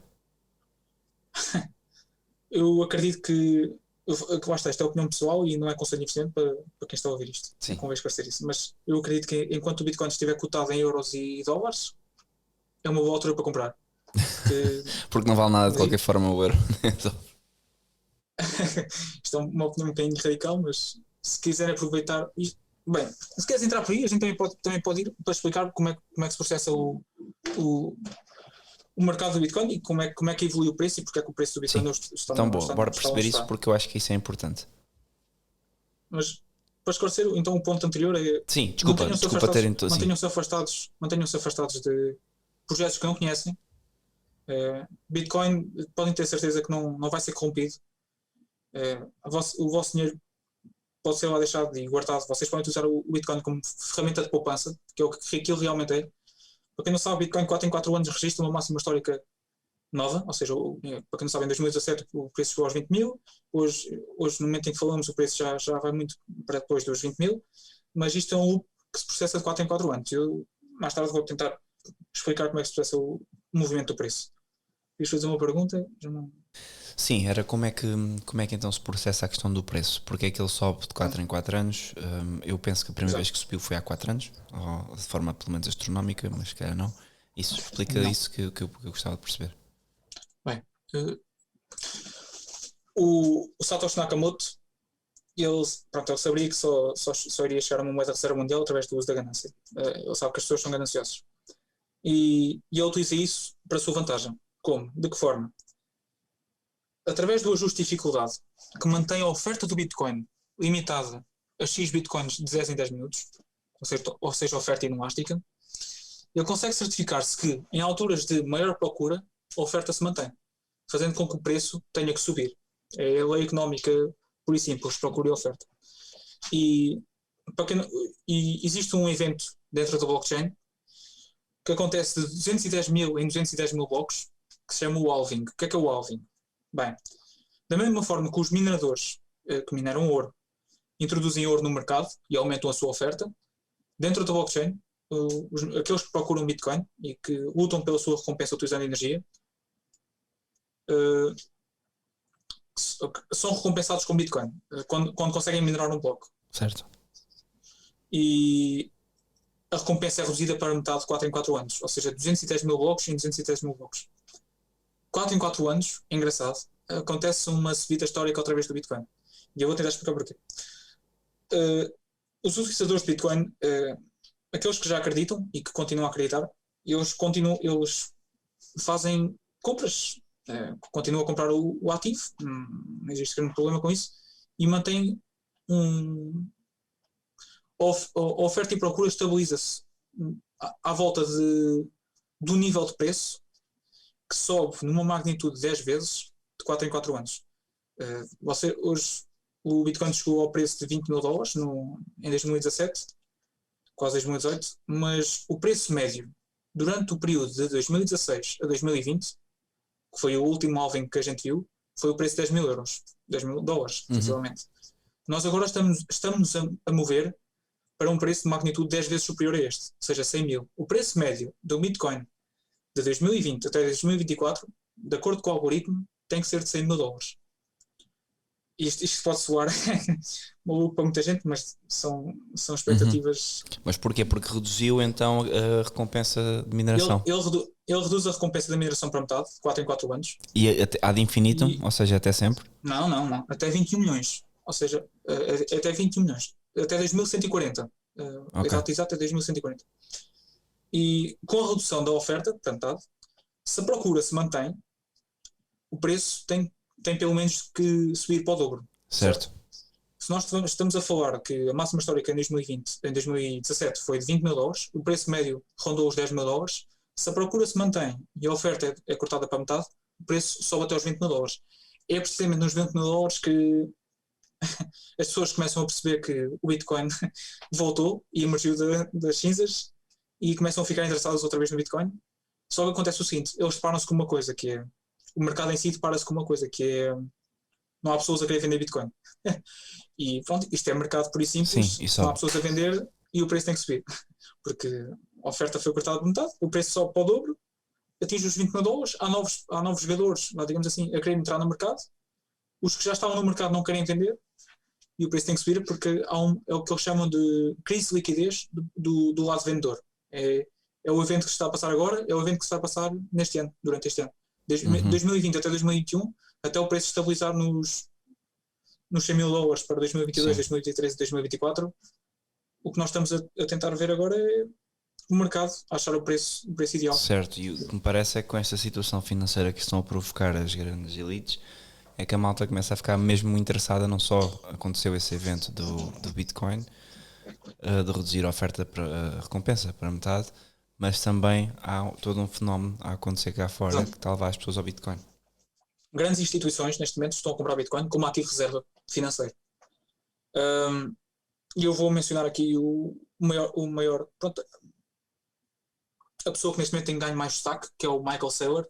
Para quem não sabe, o Michael Saylor é o CEO da MicroStrategy, e ele arranjou uma metáfora muito boa, que já andava nas bocas do pessoal pronto, que já tinha Bitcoin nos anos anteriores, mas ele arranjou uma metáfora muito boa, que é, com aquilo que se passou em março, o custo de capital, ou seja, o custo de manter uma empresa a funcionar, uma poupança a render, aumentou na América e estima-se que aumente também na Europa de 10% ao ano. Isto significa o quê? Isto significa que, para aqueles que tentam poupar todos os meses e chegam ao fim do ano e não conseguem lá pôr mais 10% do que aquilo que tinham, Sim, estão a perder dinheiro. tecnicamente estão a perder dinheiro para a inflação. Sim, E isto sim. é bom que se diga, porque as pessoas têm que se perceber que a inflação pode começar a ficar descontrolada. E é aquilo que se espera, porque... Sim. Bem... Eu espero que não, mas enfim, Não, tudo princípio vai ser o que aparenta, vai acontecer. tudo dá a entender isso, porque neste momento é isso que Então, acontece. O dinheiro, todos os. Michael, Sim, desculpa, Michael continua. Saylor tinha 500 milhões de dólares como reserva, como caixa de reserva na empresa dele, e ele estava a perder cerca de 50 milhões ao ano se esta situação se mantivesse. E ele é um engenheiro aeroespacial, tem alguns conhecimentos de engenharia informática. Ele chegou à conclusão que, ok, eu não posso ter dinheiro, não posso ter cash. Daí a famosa frase de cash dinheiro é lixo. O dinheiro não é suposto ser lixo, mas na altura em que vivemos é lixo. Se vocês têm dinheiro Exatamente. neste momento, estão a perder dinheiro estão a perder valor para a inflação. Ou seja, forma- nem aquela questão de ir ao banco levantar dinheiro vale a pena de um ponto de vista de não vale a investimento. pena. Não vale a pena. Pode valer a pena Nem- de um ponto de vista, imaginando que agora há um confinamento e ninguém pode ir ao banco, pronto, de um ponto de vista temporal muito limitado, mas levantar dinheiro não compensa também para ninguém neste momento. Fundos de aforro, renda fixa, renda variável, têm um risco muito alto, muito elevado. Aquilo que é recomendado para as pessoas que querem proteger o seu capital são dois ativos ou três: prata, ouro, comida, E terra. água e Bitcoin. Exato. Mas a questão é, Tudo. sumarizando, o que me está a parecer é que, então, como qualquer moeda, como o ouro precisou do seu tempo para se afirmar como moeda e como outras moedas ao longo da história da humanidade se afirmaram e outras formas de transação, o Bitcoin está a entrar no mercado de uma forma orgânica. Obviamente tem os seus vendedores, como o ouro teve também, como teve qualquer outra coisa, mas estamos a assistir a um momento histórico onde então está a entrar uma nova forma de transação que está assente sobre o protocolo seguro, ou seja, a garantia de que as pessoas não vão perder o seu dinheiro naquele protocolo, mas o preço atualmente e tudo o que se passa à volta está a mudar de forma constante porque há muita procura e há muita reticência em comprar. Ao fim e ao cabo, o que estamos a comprar aqui é uma nova forma de trocar dinheiro, trocar bens, mas estamos à espera do desenvolvimento final. Ou para que lado é que a coisa vai cair, se vai ser aceito por toda a gente. Sim, o Bitcoin é uma tecnologia binária. Das duas, uma. Ou o preço vai a zero e a tecnologia não é adotada pelas pessoas, ou o preço vai a milhões de dólares por moeda. É assim que funciona, não existe um meio termo. Ok. Não existe uma realidade, nem um universo onde nós podemos ter o Bitcoin e uma outra criptomoeda a coexistir. Não existe. Que é praticamente impossível. E a seleção é feita de forma natural. Isto é um mercado livre a funcionar, não há nada que possa impedir este processo. E aquilo que nós estamos a ver, e para quem olhar para gráficos, e aliás, se eu tento afastar as pessoas de outros protocolos e de outras criptomoedas, é porque o mercado assim o está a selecionar. Não sou eu que estou a dizer que uma é melhor que a outra, não é. Vocês, se quiserem, façam uma pesquisa no Google muito rápida, ou numa outra ferramenta de pesquisa, e procurem por dominância do Bitcoin, e vocês vão ver que a dominância do Bitcoin está a rondar os 80% para cima. A dominância real. Ou seja, existem cerca de 8 mil ou 9 mil criptomoedas no mercado. Bitcoin contém 80% do market cap, lá, digamos assim, da capitalização do mercado. Já temos grandes empresas a transacionar em Bitcoin. Por exemplo, PayPal já aceita Bitcoin, já paga em Bitcoin. Quais é que são os problemas? Ainda bem que mencionas a PayPal. A PayPal entrou no jogo, só que a PayPal Bem, o Bitcoin é uma ameaça à PayPal. A PayPal é uma empresa que tenta processar pagamentos, né, de forma eletrónica, e o Bitcoin vem para acabar com ela, vá. Certo, Mas porque não há intermediário. Basicamente Não. o Bitcoin é como se fôssemos imaginar que o WhatsApp não pertence ao Facebook, mas é como se fosse eu quero-te enviar uma fotografia, envio do meu telefone, não tenho que pedir a ninguém. E aqui o Bitcoin é a mesma coisa com dinheiro. Eu invito uma quantia de Sim. dinheiro, está a andar. Vocês não têm que pedir autorização a ninguém, nem a bancos, nem a Estados, nem a governos, ahm, para enviar uma quantia em Bitcoin para onde quer que seja. Se vocês têm familiares imigrantes, por exemplo, um dos casos mais utilizados do Bitcoin, os mais apologistas do Bitcoin, aliás, vêm dos países que mais sofrem com a inflação. Falamos de países como o Brasil, Venezuela, Nigéria, a Turquia neste momento também está a passar por uma fase, a Argentina, todos os países emergentes que neste momento estão a passar pelo monopólio do dólar no mundo, são países onde nós estamos a ver grande adoção do Bitcoin, grande adoção como ativo de reserva, como forma de se proteger da inflação. Então é também desses países que vêm os maiores apoiantes, né? Por exemplo, para quem não sabe, na Venezuela, se vocês quiserem comprar ouro, que é para nós europeus, se calhar um ativo de reserva, que a maioria das pessoas devia ter, na Venezuela a compra do ouro faz por um quinto do preço. Um quinto. Que se faz um quinto do preço praticado fora da Venezuela. Ou seja, comprar ouro na Venezuela é mais barato. O problema é tirá-lo de lá. Claro. E é aí que esta tecnologia entra de forma disruptiva, né, no mercado. Sim. Porque com somente 12 ou 24 palavras, vocês podem levar a vossa riqueza e o vosso capital monetário para qualquer lado no mundo, sem ter autorização de ninguém, passar fronteiras. Daí tu dizeres que é era um atentado a estas elites financeiras que querem dominar o controle e querem, que fazem fortuna com dinheiro há muito tempo. Aqui seriam completamente dizimadas, supostamente, se todos adaptassem a Bitcoin. A questão é que o Bitcoin não precisa que tu adotes. Tu, entre aspas, as pessoas o adotem. Sim. As pessoas precisam do Bitcoin. O Bitcoin é um mecanismo para vocês defenderem daquilo que aí vem, daquilo que está por vir, que é a inflação. O Bitcoin, por ter no protocolo o seu limite de 21 milhões de moedas, que alguma vez vai existir, se formos comparar o Bitcoin e a sua política monetária com a política monetária de certas moedas que andam aí a correr no planeta Terra, tal como o Bolívar venezuelano, a lira turca, por exemplo, neste momento, não existe comparação possível e principalmente nesses países existe uma grande corrente forte de imigração para fora, as pessoas querem sair desse país para procurar uma vida melhor, nada contra essas pessoas, e essas pessoas não estão a selecionar o ouro, essas pessoas estão a selecionar o Bitcoin como ativo de reserva. O mercado em si já se apercebeu disso, e a narrativa que agora está à volta do Bitcoin é Gold é o ouro 2.0. Eu gosto da narrativa, mas acho que é subestimar o valor e o poder desta tecnologia. É verdade que neste momento o Bitcoin pode ser considerado o ouro 2.0 para a fase em que nós estamos, mas não se esqueçam que, e é isso que eu acabei por não mencionar, para quem não sabe, os economistas arranjaram uma forma de medir a escassez de um ativo. Como é que se mede a escassez de um ativo? E isto é engraçado para falar no ouro, e as relações entre o ouro e o Bitcoin. O ouro e a inflação do ouro têm rondado os 2% anualmente, certo? Mas essa inflação e a quantidade do estoque em ouro comparado com a quantidade que é introduzido todos os anos no estoque, a relação entre esses dois pontos é dado como o stock to flow, ou seja, o estoque pelo flow. E o stock to flow do ouro ronda, se não me engano, os 58. Os 58, exatamente, os 58. E o que acontece? Nós não conseguimos reduzir a oferta do ouro, certo? Nós conseguimos aumentá-la. Claro. O problema é que a sorte do Bitcoin, é por isso é que o pessoal que utiliza Bitcoin já não compra ouro.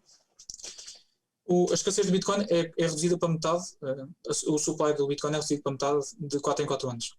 Isso faz com que o stock to flow, ou seja, o número de moedas introduzidas comparativamente às moedas que já estão em circulação, essa relação passe para o dobro. E isto para dizer o seguinte: não é o caso que o Bitcoin neste momento está a ser comparado com o ouro 2.0. É pelas características que o Bitcoin tem neste momento que o Bitcoin está a ser comparativo. Porque o stock to flow do Bitcoin neste momento, se não me engano, e até ao fim de 2021, o stock to flow do Bitcoin vai chegar aos 60, 70. Neste momento está a rondar aos 50, se eu não estou errado. Ou seja, muito, muito perto do stock to flow do ouro. Para quem não sabe, por exemplo, uma curiosidade do estoque de flow da prata, se não me engano, roda aos 20 ou 30. Ou seja, a prata é um bem. Isto do estoque de flow é um bom indicador para medir a facilidade com que nós encontramos esses ativos, essas commodities na Terra. Sim. A facilidade com que nós temos em extraí-las do Sol. E o Bitcoin, a dificuldade aumenta de 4 em 4 anos e fica um bem mais escasso de 4 em 4 anos. E eu já tinha dito, eu comecei por dizer que os portugueses trocavam vidro com os africanos durante os descobrimentos e perceberam-se disso. A moeda mais forte acaba por ganhar. E o Bitcoin de 4 em 4 anos torna-se uma moeda ainda mais forte, não só do ponto de vista técnico e segurança informático, mas também monetariamente. Fica mais escasso de 4 em 4 anos. Tenho uma questão então. Isto passa-se tudo com algoritmos e o algoritmo é suposto ser bulletproof e acontecer de forma automática em todo lado. É um script que é corrido, ou múltiplos scripts, é um bloco, pronto. Uma tecnologia com o seu próprio nome. Como é que... O algoritmo... Deixa-me só acrescentar uma coisa. Isto vai ser uma conversa longa. O algoritmo em si, eu posso criar um Bitcoin 2.0. Eu posso. A probabilidade é que ninguém se vá juntar a mim. E é o que acontece com a maior parte das moedas que circulam no mercado, é que elas tentam ser o Bitcoin 2.0. E dizem que vão ser mais rápidas, vão ser mais seguras, vão ser mil e uma coisas. A verdade é que não conseguem destruir o efeito de rede. O efeito de rede é muito importante. O pessoal que estuda informática e conhece a lei de Metcalfe, que geralmente o valor de uma rede está associado ao quadrado do número de utilizadores da mesma. É por isso é que nós encontramos grande resistência em trocar do Twitter para o Parler, de uma alternativa para o Facebook para uma alternativa mais... É a resistência que encontramos no meio de encontrar utilizadores e de fazer com que os utilizadores mudem também de rede social. Acontece a mesma coisa que as criptomoedas. O Bitcoin, por ter sido o primeiro, leva essa vantagem e muito dificilmente vai ser ultrapassado. E quem é que garante que alguém não cria um script que destrua o script de blockchain? Isto pode ser uma pergunta parva. Mas se isso acontece de forma... Se é um script que corre de forma simultânea em todo lado e todos os utilizadores aprovam todas as transações, quem é que me garante? O script, na altura em que é alterado, e não há um consenso, ou seja, tu quando alteras uma regra do protocolo, tu estás a quebrar o consenso, certo? O consenso que mencionamos. Na altura em que tu quebras o consenso, estás a formar uma moeda nova. É daí que surgem as moedas novas, é as moedas a criarem e adicionarem regras novas no protocolo que surgem, porque são redes novas. Bitcoin é a rede, Bitcoin são os utilizadores. Então, se eu neste momento quisesse alterar a oferta de Bitcoin para o dobro, ou se eu quisesse alterar a regra de 21 milhões de Bitcoin para 21 milhões e 1, já estaria a criar uma moeda nova. E a rede toda, comum, não me deixaria entrar. E é daí que formam as moedas novas. É de alterações no protocolo. Era rejeitado. Se eu agora tentasse criar uma moeda nova com base no Bitcoin e simplesmente alterasse lá um valor, era totalmente rejeitado pela rede e não conseguiria transacionar com ninguém. É o que o pessoal dentro da tecnologia chama de hard fork. Já percebi. Hard fork. Okay. E é assim. Bem. Uma outra criptomoeda que está muito a falar pelo pessoal de direita, vou tentar, como é que eu vou dizer isto sem ser muito violento. A Ripple é um scam. Sim, essa foi a tal que eu comprei XRP, certo? É a mesma. Isso foi Sim, a Ripple, o XRP é um scam porquê? Para quem não... A empresa, a Ripple, tem lá o protocolo deles, só que eles têm lá um endereço da própria empresa para o qual eles criam moedas. Ou seja, o supply, e isto é importante, ninguém controla a rede do Bitcoin. No entanto, quando falamos das outras redes, que seja o Ethereum ou Ripple ou uma outra, geralmente o poder computacional das duas uma, ou está concentrado no Ethereum, por exemplo, é sabido que 70% do supply da Ethereum está nas mãos do Vitalik e é um dos líderes abertos do código. Ok, Ripple, isso é o tal, isso é um esquema de pirâmide, praticamente. Ele na criação da moeda, ele fez aquilo que se chama de um pre-mine. Ele pré-minerou antes de abrir a rede para os outros. E minerou cerca de 70% do supply. A questão é que o supply pode aumentar consoante o que lhes der na cabeça. Não existe um consenso à volta do supply e é por isso é que o Ethereum e a Ripple, no que toca a reserva de valor e moeda com unidade de conta, não podem servir porque não é possível auditar quantas moedas é que existem, quantas moedas é que vão existir, não é possível auditar a política monetária, que é uma coisa muito importante. Já no Bitcoin é totalmente ao contrário. Se tu tentares romper as regras que lá estão e o protocolo, tu vais ser expulso e ninguém vai querer negociar contigo. Toda a reputação que tu tens à tua volta vai ser manchada. E isso é muito importante. Ok. Então isso, espera, por um lado isso é ótimo, estamos a falar de coisas que podem escapar à questão do Estado, então, mas porquê que a China incentiva ao Bitcoin? Há forma de controlar? Ou seja, há forma de criar um crédito social utilizando Bitcoins, por exemplo? Não. Aquilo que está acontecendo na China é que eles já se aperceberam que isto é uma questão geopolítica. Aquilo que nós vamos ver, se calhar, nos próximos anos, agora estamos a ver empresas a comprar Bitcoin. Em 2017 foram as pessoas, os cientistas a comprar Bitcoin. Em 2020 são as empresas a adotarem o Bitcoin como ativo de reserva. E as empresas não compram para vender no dia de amanhã. As empresas compram para aguentar durante 10, 20 anos, o que é que for. O Michael Saylor, aquele senhor que eu mencionei ainda há bocado, ele pretende aguentar o Bitcoin dele durante 100 anos. Isto mostra que ele não só está à espera que o Bitcoin seja uma tecnologia que prevaleça durante 100 anos, como ele também acredita que o seu valor, o valor de cada moeda se mantenha ou suba, porque a moeda tem uma tendência deflacionária.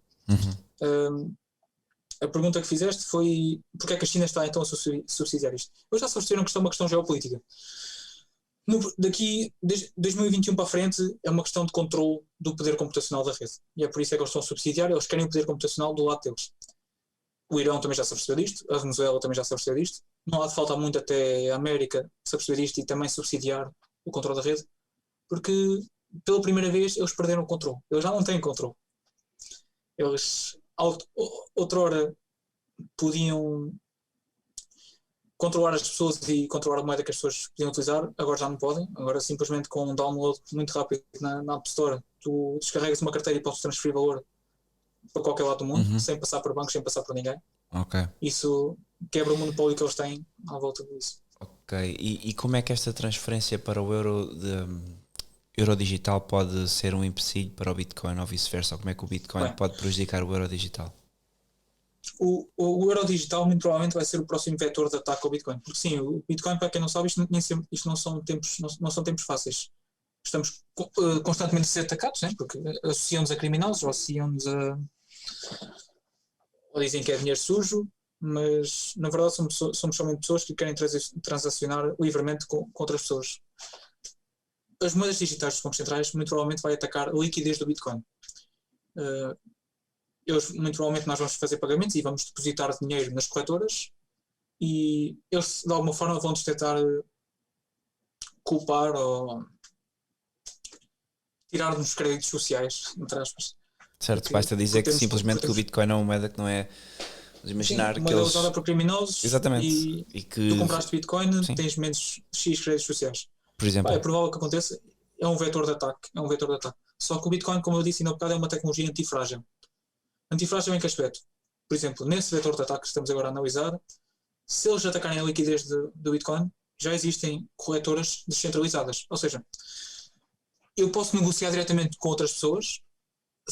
Já existe, por exemplo, uma corretora descentralizada, vou dar aqui um exemplo de uma, por exemplo, é a BISC. E é da mesma forma um protocolo, um programa que corre P2P, como os torrents, em que eu posso negociar diretamente com indivíduos, sem ter que correr a terceiros, como a Coinbase, a Binance ou a Kraken, corretoras que mencionei no início do podcast. Ou seja, por qualquer lado que eles tentem atacar o Bitcoin vai desenvolver o lado contrário. Ou seja, eu mencionei que eles iriam tentar atacar a liquidez. Ok, tendem a atacar a liquidez, nós vamos desenvolver tecnologia para negociar pessoa a pessoa. Vamos aumentar o nível de desenvolvimento nesse aspecto.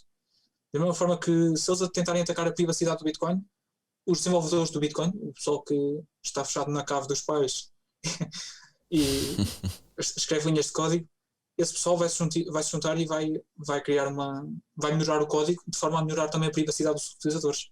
Ou seja, qualquer vetor de ataque.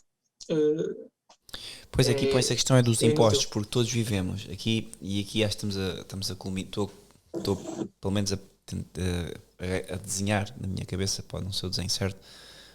O que acontece aqui então é, as pessoas que trabalham podem usar Bitcoin como forma de transação, mas como é que eu pago impostos? Eu vivo num país, vamos imaginar que eu trabalho remotamente. Em Portugal, se eu não me engano, até o dia de hoje, dia que falamos, não é obrigatório declarar qualquer rendimento em Bitcoin ou que vocês têm em criptomoedas. Não é obrigatório. E se vocês liquidarem a vossa posição em Bitcoin e voltarem para euros ou dólares, vocês não têm que declarar isso ao fisco. Que eu saiba, até o dia de hoje não é preciso fazer. Há países como a Rússia e a China e a América, onde vocês já são obrigados, e o Brasil também, onde vocês, de certa forma, já são obrigados a declarar à Receita que vocês fizeram X transações com Bitcoin, para que endereço, e isso é uma das formas pela qual eles estão a tentar intervir. Mas não sei se vai ter muito efeito. Em Portugal, até a ver, não tem que se preocupar com isso. É que o problema deste dinheiro fiat é que, por exemplo, nós já somos obrigados a receber o dinheiro numa conta de um banco comercial, já somos obrigados a declarar logo a empresa, nós já nem recebemos o dinheiro para depois descontar. A empresa já faz os descontos pela pessoa, nós já não temos controle sobre isso. E o que me parece é que se todas as empresas, por exemplo, começarem a adotar o Bitcoin, forma-se um mercado paralelo. Torna-se forma e não forma, porque depois, se houver estas obrigatoriedades, basicamente as empresas continuam a pagar em Bitcoin, fazem os descontos na mesma e comunicam ao Estado quanto é que a pessoa recebe em Bitcoin. Portanto, acaba por ser aí a moeda acabou por ser, vamos imaginar, que é adotada por toda a gente, passa a ser transacionada da mesma forma. Mas depois o Estado tem que estar obrigado, de certa forma, a contribuir sobre a forma de impostos. Eles não têm forma de, através do uso de força, que é o que eles fazem hoje em dia, através do uso de força eles conseguem tirar os euros e os dólares da tua mão, ou através da tua conta bancária. No Bitcoin não conseguem fazer isso. A partir do momento em que uma transação é confirmada e está no teu endereço, só se tu divulgares a tua chave privada, que são aquelas palavras que são dadas quando a criação da carteira, só se eles tiverem essas palavras, as 2 ou 24 palavras, eles não conseguem retirar os fundos da tua carteira. Ou seja, abre um leque de contribuições voluntárias para o Estado. Se tu quiseres pagar impostos, eu acredito que o Bitcoin nos traga uma realidade onde o imposto seja voluntário. Não acredito. O Bitcoin é uma tecnologia disruptiva nesse aspecto, porque ele veio, lá está, por isso é que eu disse que a narrativa de Ouro 2.0 era subestimar o Bitcoin, porque o objetivo do Bitcoin é mesmo acabar com o Estado como conhecemos hoje em dia. O produto final do Bitcoin será isso. Porque a partir do momento em que o Estado não tem forma de taxar as pessoas sobre a forma de impostos, a sua fonte de renda acaba. Bom, mas a questão é que o Estado pode obrigar as empresas que paguem em Bitcoin a declarar logo pelas pessoas, tal como fazem hoje. Ou seja, uma empresa hoje em dia, vamos imaginar, paga 5.000 euros a uma pessoa. E desses 5.000 euros tire logo 1.800, 2.000 para impostos. Sim, aí terá que obrigar as pessoas e através do uso da força, porque eu não vejo outra forma. Eu não vejo as pessoas voluntariamente, a partir do momento em que as pessoas perceberem como é que a rede funciona e que podem processar pagamentos entre umas e outras sem pedir autorização a ninguém, eu não vejo não vejo as pessoas a própria empresa, sim, para que a empresa há de declarar isso ao Estado? Porque não tem que usar um banco. Lá está, forma-se ali uma economia paralela e é aquilo que também já se está a formar. Hoje em dia, as empresas na América já estão, elas declaram que têm Bitcoin e são obrigadas a declarar. Aliás, são empresas públicas, têm de declarar aos acionistas o quanto é que têm e quanto é que esperam guardar e, enfim, toda essa triangulinho toda. As pessoas, os indivíduos, por enquanto não são obrigados a declarar e podem transacionar sem ter autorização de ninguém. Agora, as empresas públicas que têm compromissos com os acionistas e assim, elas são obrigadas a declarar e é por isso é que estamos a ver uma nova onda. Claro. Aquilo que as pessoas que se têm a lembrar é o seguinte: o mercado de ações e o mercado também de criptomoedas, e pronto, as empresas são movidas pelo lucro, verdade seja isso. E não esperem vocês ouvir, o preço neste momento está a subir. Se está a subir, há de haver, a lógica é a seguinte: há mais pessoas a comprar do que há pessoas a vender, por isso é que o preço sobe. E a questão é que a gente viu, e no início do ano, que eram empresas a comprar. A questão é que as empresas, a maior parte das empresas, se forem privadas, elas não são obrigadas a mencionar que estão a comprar. Não são obrigadas. As empresas públicas, sim. Agora, as empresas privadas não são obrigadas. O pequeno e médio empresário, que simplesmente quer resguardar a sua reserva de capital, ou uma pequena família que simplesmente quer criar uma conta poupança utilizando o Bitcoin como moeda, não vejo essas pessoas, ou seja, o que é que eu quero dizer? Essas pessoas estão a comprar e não estão a dizer ao mercado. Ou seja, eu acredito que até ao fim do ano, ainda vamos em janeiro, mas até ao fim do ano o que se vai acontecer é que as pessoas vão cada vez mais sair empresas cá para fora, para os jornais, dizer assim: sim, nós comprámos Bitcoin em janeiro e no relatório aparece lá junho ou julho, porque lá está. Eles pretendem comprar antes de dizerem ao povo, né? Porque o povo vai seguir as notícias, certo. Mas provavelmente vão comprar posteriormente as notícias. E é aquilo que está a acontecer. O Michael Saylor aquele senhor que eu disse que comprou, já vai quase 1 bilhão de dólares em Bitcoin. Ele até já recorreu a um empréstimo, mas esse senhor, quando o fez, comprou e estava ansioso porque ele não queria que nenhuma notícia saísse cá para fora que ele estava a comprar. Mas ele comprou, passado uma semana ou duas, ele vem cá para fora dizer: olhem todos, eu comprei 500 milhões de Bitcoin, não estou arrependido, pretendo comprar mais ainda e pronto, este é o ativo principal da reserva. Ele tinha cerca de 500 milhões, foi os 500 milhões todos para Bitcoin e não comprou ouro, não comprou nada disso. É revolucionário. E isso está-me agora a parecer que pode levar a uma sociedade um pouco anárquica. Ou como é que se estrutura um Estado Sim. depois? Como é que isso É acontece? verdade. Eu sou sincero, não consigo ver. Estamos a viver o tempo em que estamos a viver é de certa forma um tempo histórico. Aquilo que estamos a ver hoje em dia vai ser estudado pelos nossos filhos, sem dúvida alguma.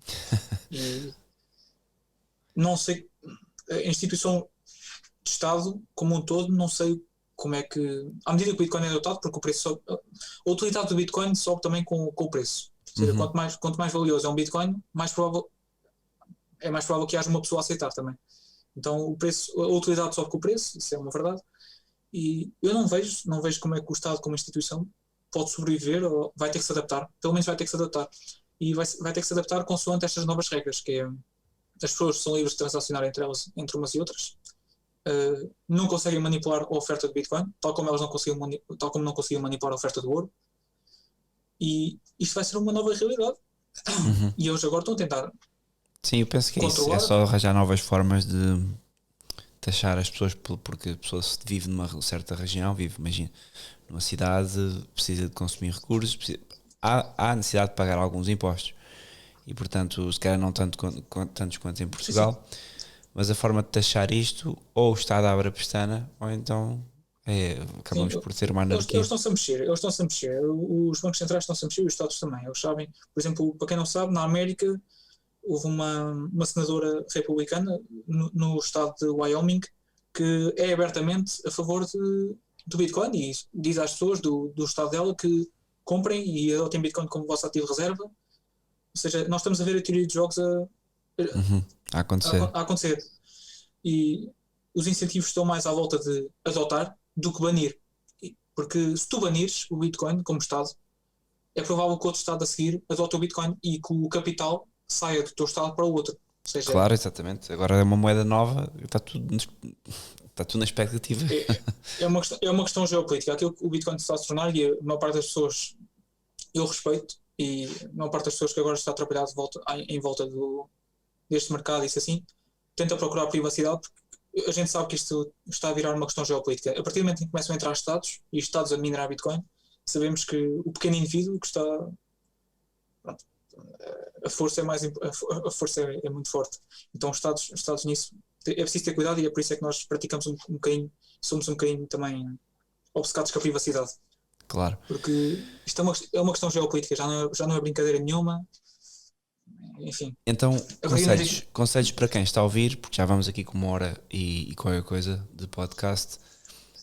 Queria só fazer uma pergunta e depois então vou aos conselhos, que lembrei-me de uma pergunta, que é: carteira deve ser física ou digital? Boa pergunta. Carteira em si, eu gosto de lembrar às pessoas que carteira em si são palavras, é informação.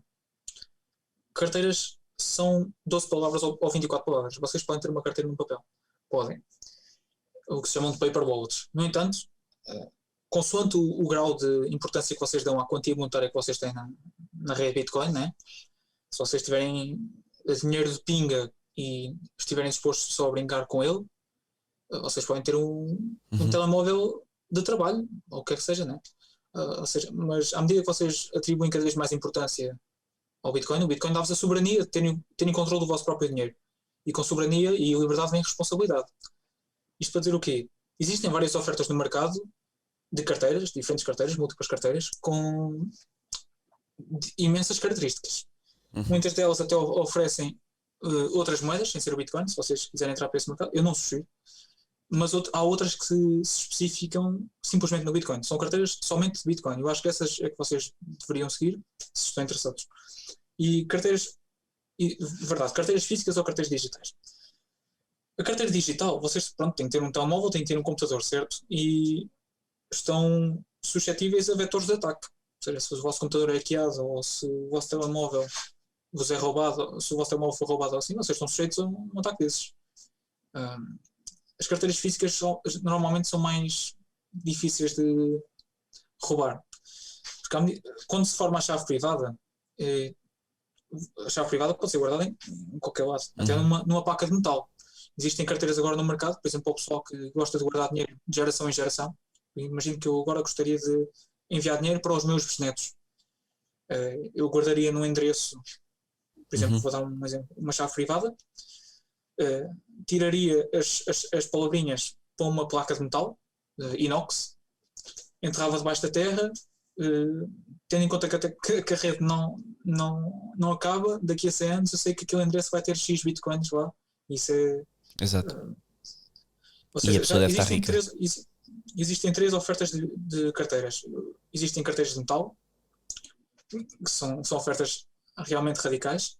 Existem carteiras de hardware, ou seja, físicas. Existem carteiras hot wallets, que são as carteiras quentes. As carteiras quentes são o software que vocês instalam no vosso computador e no vosso telemóvel. Qual é que é o melhor e qual é que aconselhas? Na altura em que falamos, uma carteira somente Bitcoin para o telemóvel, eu aconselho a Blue Wallet. Para o computador, com ligação através do Tor, ou seja, o vosso IP é totalmente mascarado. Das duas, se vocês quiserem ter uma cópia completa da rede, eu aconselho o Bitcoin Core. Se vocês não se importarem com a cópia completa e simplesmente quiserem fazer transações e quiserem ter o vosso IP, ou seja, a vossa privacidade mantida, eu aconselho o Wasabi Wallet. Okay. Para carteiras frias, ou seja, cold wallets, eu aconselho a Cold Card, que neste momento é a melhor carteira no que toca a carteiras de hardware mesmo, hardware. Cold Card Wallet. Cold Card. Estou aqui a ver, sim. Ok, tem recebe-se um itemzinho com um código. Sim. E são as carteiras que eu acabei de mencionar são carteiras altamente focadas na privacidade do utilizador, que acho que é muito importante. Para os momentos em que vamos viver são momentos em que o indivíduo é cada vez mais alvo de ataques de privacidade e a nossa privacidade está cada vez mais exposta. Não é? Nós não somos... Sim. Para quem frequenta o Facebook e outras redes sociais sabe que todos os seus dados estão a ser coletados e armazenados para serem vendidos futuramente. E essas carteiras que eu mencionei são carteiras focadas na privacidade dos utilizadores e que com essas podem ter certeza que a vossa privacidade é mantida e isso é realmente importante. Mas depois a privacidade é mantida, mas depois é preciso aceder em alguma plataforma à wallet, certo? Ou seja, a pessoa pode ter tudo na wallet física, mas eu depois, se quiser transacionar, preciso pôr isto em algum lado. Onde é que eu ponho? Bem, a ligação faz, por exemplo, entre as carteiras que eu mencionei para o computador e para o telemóvel, elas funcionam como um só, não precisam de ligação a mais dispositivo nenhum. A Cold Card que eu mencionei, é uma carteira fria, ela precisa de uma ligação, não precisa estar ligada diretamente ao computador, isso é um vetor de ataque. Vocês podem ligá-la simplesmente a um power bank, ela funciona de forma fria mesmo, não precisa estar ligada a dispositivo nenhum, só precisa de energia. E ela o que faz é criar a vossa chave privada, aquelas 24 palavras, cria, e assina transações. Assina. A transação é criada no computador ou no telemóvel. Vocês, a Cold Card trabalha sempre com mais uma carteira hot, e vocês criam a vossa transação, transportam a transação para a Cold Card, e na Cold Card tratam de fazer a assinatura, e depois, através de micro SD, colocam a transação no computador e dão upload para a rede. Mas são carteiras geralmente para utilizadores mais avançados. As carteiras que eu recomendo e que se focam na privacidade para utilizadores principiantes é a Blue Wallet e a Wasabi Wallet. São carteiras que trabalham como um só, não precisam não tem muito... O uso é muito fácil. Porquê que estes são os melhores? Porquê que é o Wasabi Wallet? Tem a ver com segurança? A Wasabi Wallet eu recomendo por causa da ligação através do Tor. O Tor, para quem não sabe, é um browser que esconde o vosso IP. Capa. E é muito fácil de utilizar também. Sim. Outras carteiras, se eu não me engano, não utilizam o Tor. Utilizam o Tor se vocês, como utilizadores, já tiverem o Tor instalado no vosso computador. Agora, o Wasabi Wallet instala-se o Tor no computador. Ok. Mas também, hoje em dia, uma pessoa para andar na internet convém ter algum VPN, alguma coisa também. Para telemóveis, Blue Wallet é muito simples e prático de utilizar. tem um Podes modo usar todos ao principiante mesmo lá. tempo? A pessoa pode ter todos um no computador ou convém Sim, sim. ter um apenas? Aliás, sim, sim. A partir do momento em que alguém sabe a vossa chave privada, vocês os dois, o utilizador e a outra pessoa que sabe a chave privada, têm controle e posse dos fundos. Ou seja, as pessoas que tiverem acesso à chave privada têm controle dos fundos. Se somente vocês tiverem acesso à chave privada, somente vocês conseguem os seus fundos. Por isso, Ok. sim, eu posso utilizar a mesma carteira em vários dispositivos diferentes. Sim, a resposta é sim.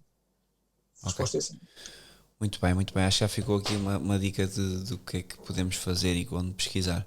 Como é que podemos ler mais sobre isto? Já vamos avançados Ok. aqui no tempo. Onde é que há alguma coisa que seja possível partilhar no Drive? Algum link que eu possa colocar no YouTube quando publicar este podcast? A maior parte do. Bem, para vocês se informarem, eu não aconselho os mídias tradicionais, nem jornais portugueses, porque os jornais portugueses estão realmente uma vergonha. Ainda esta semana, se não me engano, saíram uns quantos artigos em relação ao Bitcoin e está muito fraco, não podemos confiar nos mídias tradicionais. Então, onde é que vocês podem procurar e informarem-se em relação ao Bitcoin? Olha, o Twitter, sem dúvida alguma, é a melhor plataforma porque está lá a comunidade toda, pessoas que estão dispostas a ajudar-vos. Aliás, eu próprio estou disposto a ajudar quem me quiser abordar, eu estou disposto a ajudar quem quer que seja. O meu nome é o Objeto e se tiverem alguma dúvida ou quiserem fazer alguma pergunta, eu estou disposto a ajudar. Agora, a verdade é esta, a comunidade de Bitcoin está toda no Twitter. Antigamente estava no Reddit e nos sites mais obscuros. Hoje em dia está muito aberta no Twitter e a comunidade é grande. As pessoas estão dispostas a ajudar as pessoas. As pessoas querem agora entrar no mercado e querem adotar o Bitcoin. Muito bem. Sites em si específicos, existe o bitcoin.org e não o bitcoin.com, porque o bitcoin.com foi um endereço e um domínio comprado por um scammer. Atenção, quando vocês procurarem Bitcoin no Google, prestem muita atenção se vocês não estão a abrir o site bitcoin.com. Eu quero que vocês abram o bitcoin.org, que é o site principal do Bitcoin, digamos assim. Okay, tem lá muita informação, desde carteiras a escolher, desde formas de comprar Bitcoin e tem lá o próprio white paper criado pelo Satoshi Nakamoto. É um site muito, muito bom para iniciantes. Ok. Mais outros sites para ajudar. Bem, este site vai ter corretoras, outras ferramentas que vocês podem utilizar. Eu sugeria o Twitter, sugeria o bitcoin.org, sugeria grupos de pessoas com quem gostem de falar e discutir isto abertamente, porque eu sei e não recomendo que vocês digam às pessoas que têm Bitcoin abertamente, mas se vocês têm dúvidas e precisam de esclarecer e não confiam mais em ninguém, têm que perguntar ao alguém. Claro, é preciso falar, exatamente. Mas já é bom, penso que quem ouve este podcast sabe que os mídias tradicionais não são grande fonte de confiança. Não, estão muito mal. E seja para o que for. Mas acho que isto já deu para ter uma ideia, esta conversa já deu para ter uma ideia do que é o Bitcoin. Obviamente que há muita coisa por falar, eu penso que dava para falar sobre isto por anos e anos, principalmente a tecnologia. No entanto, aqui já foi uma grande ajuda e, claro, neste caso tu és apologista do Bitcoin, ainda gostava de falar com alguém que apontasse os contras, mas fiquei satisfeito pela positiva com o que foi dito aqui e parece-me que qualquer alternativa em relação ao fiat money é melhor do que aquilo que nos espera, porque de facto parece, por todas as perspectivas e desenhos do futuro, vamos ter uma inflação desgraçada nos próximos tempos aqui em Portugal e no mundo. A inflação estará pelo menos para cima dos 10% ao ano, por isso preparem-se para isso. 10% ao ano não é brincadeira nenhuma. Já mesmo sem inflação nenhuma, a vida não é brincadeira para o português comum, que está sempre preocupado em pagar as contas e chegar ao final do mês. E agora estava agora a passar aqui os olhos pelas notícias mainstream e de facto está toda uma propaganda sobre os próximos confinamentos, cujo objetivo claramente é arrebentar com os mercados e com toda a estrutura financeira deste país. É uma miséria isto. No entanto, Objeto, muito obrigado pela aula. Vou dar por encerrado. Não sei se queres acrescentar mais alguma coisa. Não. Se quiserem entrar em contato comigo, o meu nome é o Objeto, a tag é o Armindo no Twitter E pronto, estou disponível e aberto para qualquer pessoa que me queira contactar. Não tenho problema nenhum em tentar ajudar as pessoas. Perfeito. Aliás, acho que devemos preparar aqueles que estão a tentar entrar para isto mesmo, que é uma realidade nova. E ao início a barreira inicial é difícil porque é uma tecnologia nova, as pessoas têm medo de mexer, principalmente quando se mexe com dinheiro, as pessoas têm medo de mexer e de errar, mas tem que começar por algum lado. Exatamente. Eu, com a experiência que tive do Ripple, não fiquei nada contente. O que vale é que estava com os amigos e foi tudo numa diversão. Mas a verdade é que, pronto, se tivesse sido uma coisa séria, tínhamos ficado a olhar para o prejuízo. Abjeto, obrigadíssimo e até uma próxima. Vamos falando.